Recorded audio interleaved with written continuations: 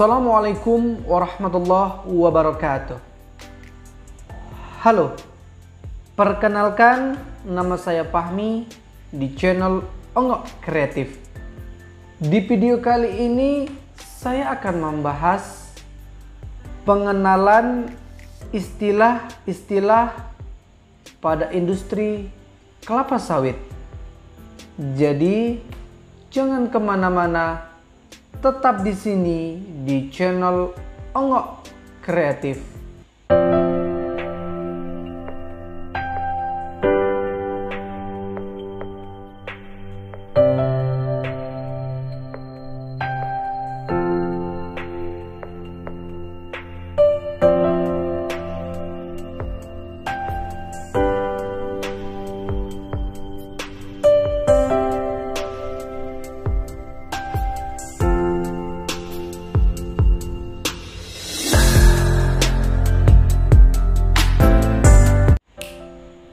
Oke, sebelum kita bekerja di pabrik kelapa sawit, kita harus mengetahui istilah-istilah yang ada di industri kelapa sawit dengan tujuan untuk mempermudah kita dalam bekerja di pabrik kelapa sawit. Adapun istilah yang pertama ialah PKS, pabrik minyak kelapa sawit, ataupun dengan kata lain PMKS. Dia adalah suatu unit badan usaha yang bergerak di bidang industri kelapa sawit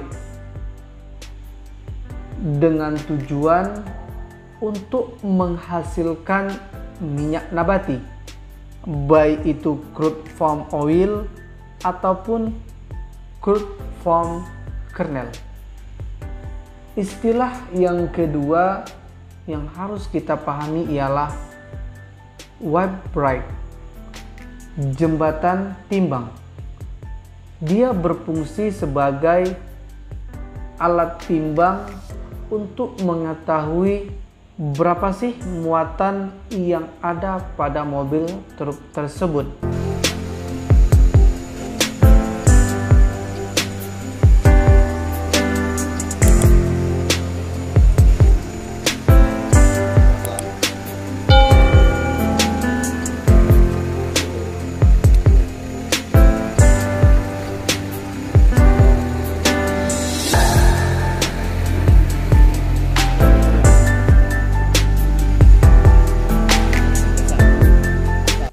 Sedangkan yang ketiga ialah grading.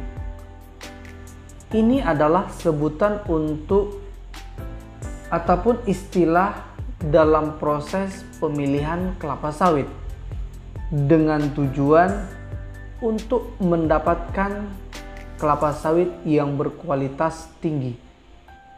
Istilah yang keempat ialah loading ram, suatu tempat yang berfungsi untuk menampung kelapa sawit setelah dilakukan penyortiran.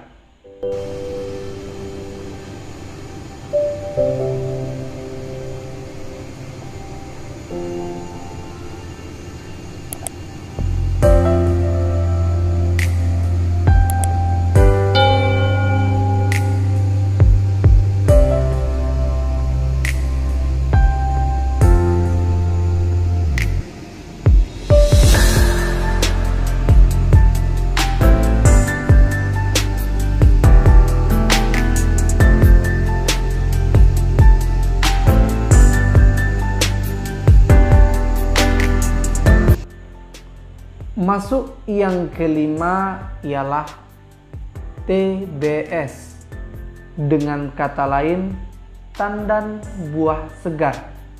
Ini adalah sebutan untuk kelapa sawit dengan catatan buah kelapa sawit tersebut masih utuh antara janjangan dengan brondolan dengan ketentuan masih melekat.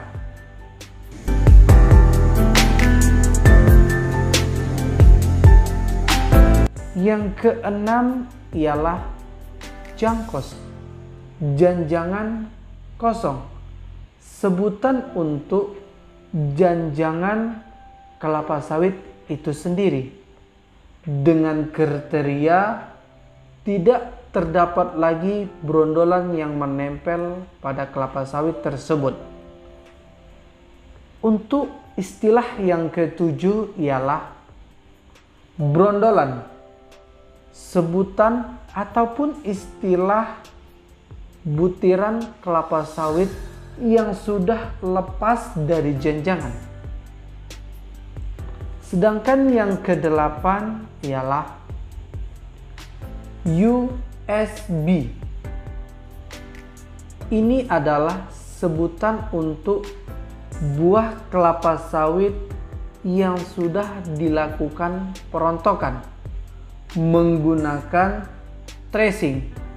Namun jangan-jangan tersebut masih banyak brondolan yang melekat pada kelapa sawit tersebut. Sedangkan yang kesembilan ialah TBR, tandan buah rebus. Dia adalah sebutan untuk kelapa sawit yang sudah dilakukan perebusan.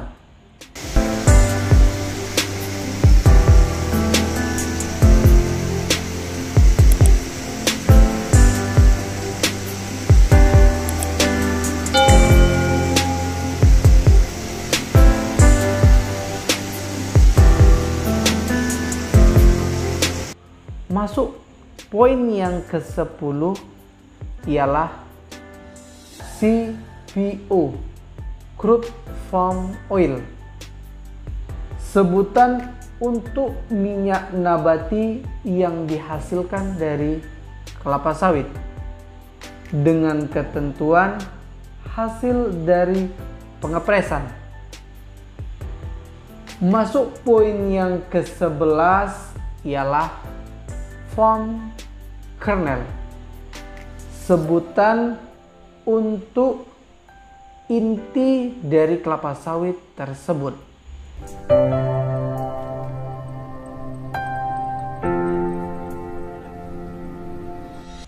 Sedangkan yang ke-13 ialah cangkang, kulit terluar dari kelapa sawit tersebut. Dia berfungsi sebagai bahan baku pembangkit boiler, meskipun cangkang adalah salah satu limbah yang dihasilkan dari kelapa sawit. Sedangkan yang ke-14 ialah nut, sebutan untuk kelapa sawit yang masih ada antara cangkang dengan intinya, dengan catatan masih utuh.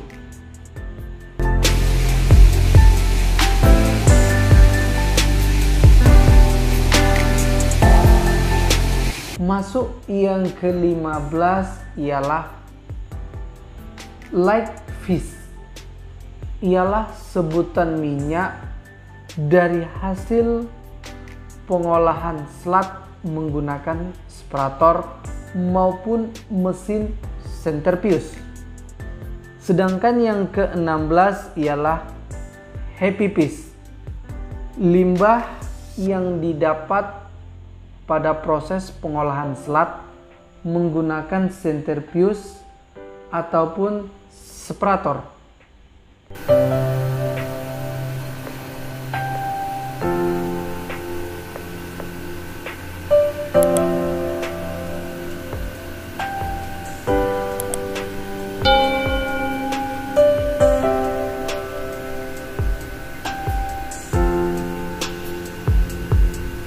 Sedangkan yang ke-17 ialah FFA, moisture, dan dirty.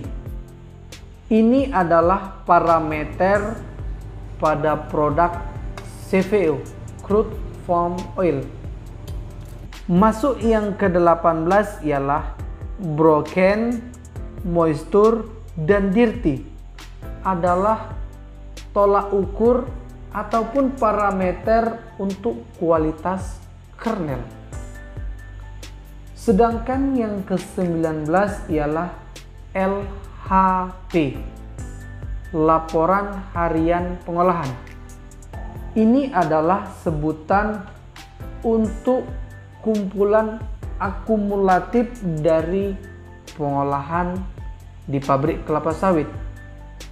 Di situ terdapat laporan rendemen, laporan penggunaan bahan baku kimia, bahan baku solar, dan sebagainya. Masuk yang ke-20 ialah restan. Untuk menjawab ini, restan itu terbagi dua. Kalau di pabrik kelapa sawit, yang disebut restan ialah buah sisa hasil pengolahan kelapa sawit. Sedangkan dalam industri pertanian ialah buah kelapa sawit yang tidak dikirim ke pabrik sehingga buah kelapa sawit tersebut bermalam di lahan. Masuk yang ke-21 ialah OR. Dengan kata lain, rendemen. Ini adalah istilah ataupun sebutan untuk parameter keberhasilan dalam proses pengolahan di pabrik kelapa sawit. Masuk ke-21 ialah scraper. Dia suatu alat yang berfungsi untuk memindahkan poin pertama untuk poin kedua, dengan catatan ialah sebagai alat transport.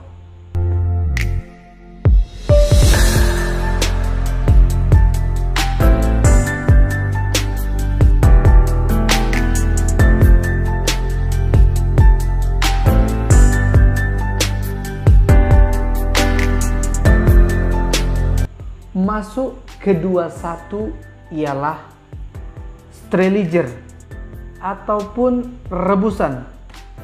Dia berfungsi untuk melakukan perebusan kelapa sawit menggunakan sistem steam.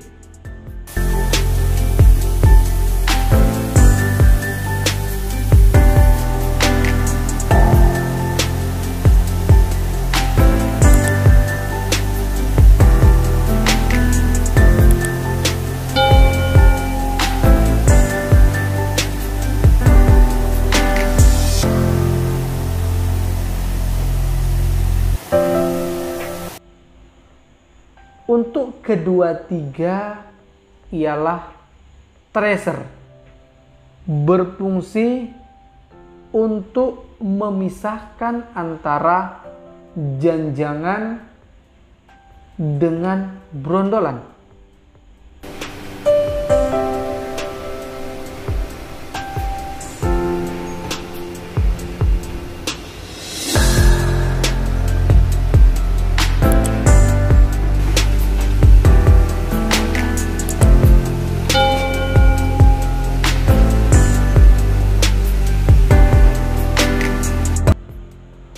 Masuk ke-24 ialah digester, berfungsi untuk memisahkan antara misokrap dengan nut yang dilengkapi dengan pisau di dalamnya. Masuk yang ke-25 ialah mesin press, berfungsi untuk memisahkan antara press check dengan minyak kasar crude palm oil. Masuk ke-26 ialah oil getter, berfungsi untuk menampung minyak kasar hasil pengepresan.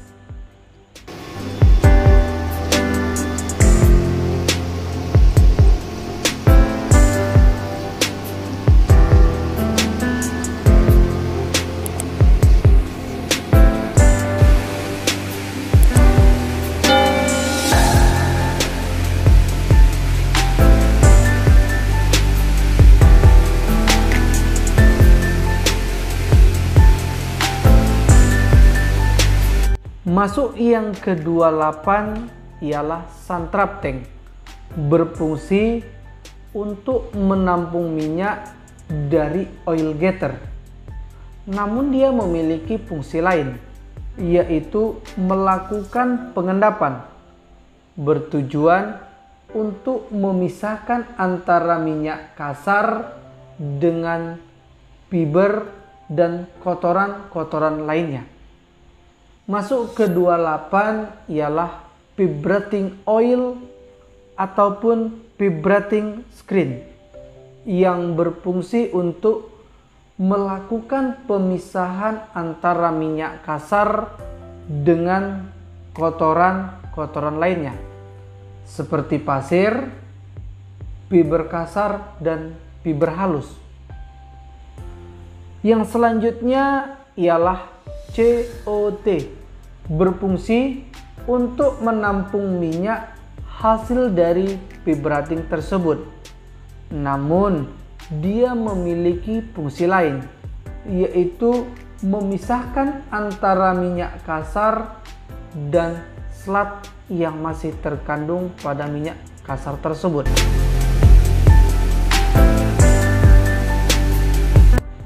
Masuk yang selanjutnya ialah klarifikasi settling tank, dengan kata lain CST, yang berfungsi untuk memisahkan antara minyak murni dengan kotoran dengan sistem gravitasi. Masuk yang selanjutnya ialah oil tank, berfungsi untuk menampung minyak murni yang didapat dari CST.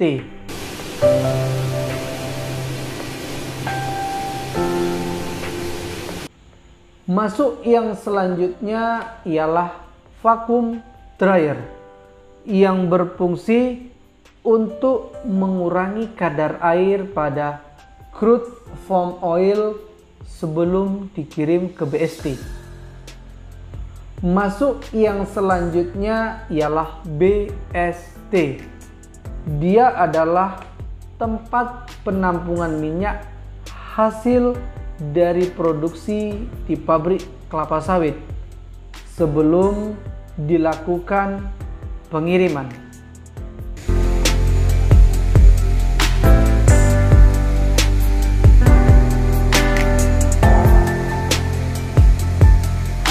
Sebelum saya mengakhiri video ini, bagi teman-teman yang ingin memahami istilah-istilah yang ada di pabrik kelapa sawit, jangan lupa untuk menonton video saya yang kedua. Jadi, saya ucapkan terima kasih. Wabillahi taufiq wal hidayah. Assalamualaikum warahmatullahi wabarakatuh.